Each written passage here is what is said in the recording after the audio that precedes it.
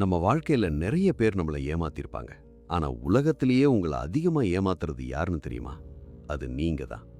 ஒரு தப்பு பண்ணுவோம், ஆனா அதுக்கு 1000 காரணம் சொல்லி அது தப்பு இல்லைன்னு நம்ம மனசையே நம்ப வைப்போம். இதுக்கு பேர் தான் செல்ஃப் டிசெப்ஷன்.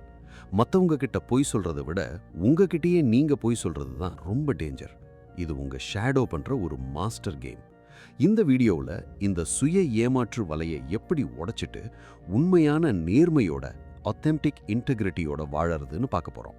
நாம ஒரு விஷயம் பண்ணும்போது நம்ம ஷேடோ சைடு ரொம்ப லாஜிக்கா பேசும். எல்லாரும் தான் பண்றாங்க, இதுல என்ன தப்பு?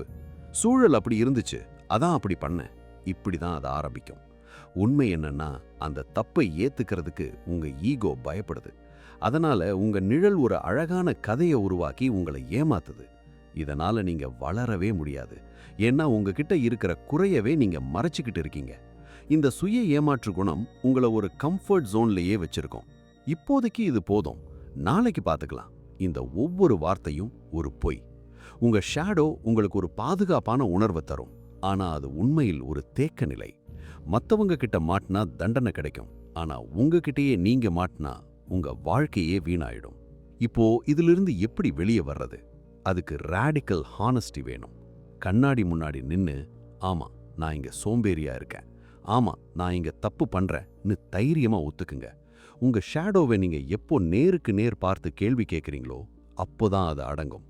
உங்க இருட்டு பக்கத்தை நீங்க வெளிச்சத்துக்கு கொண்டு வரும்போது அந்த பொய்கள் எல்லாம் காணாம போயிடும்.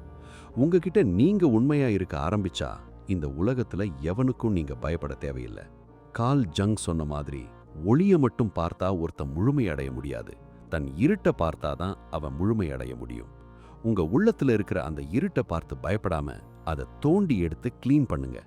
உங்க லைஃப் உங்க கண்ட்ரோல்ல இருக்கணும்னா முதல்ல நீங்க உங்களுக்கு உண்மையா இருக்கணும். இந்த வீடியோ உங்களுக்கு ஒரு தெளிவை தந்திருந்தா கமெண்ட்ல ரியல்னு டைப் பண்ணுங்க. அடுத்த வீடியோல சந்திப்போம்.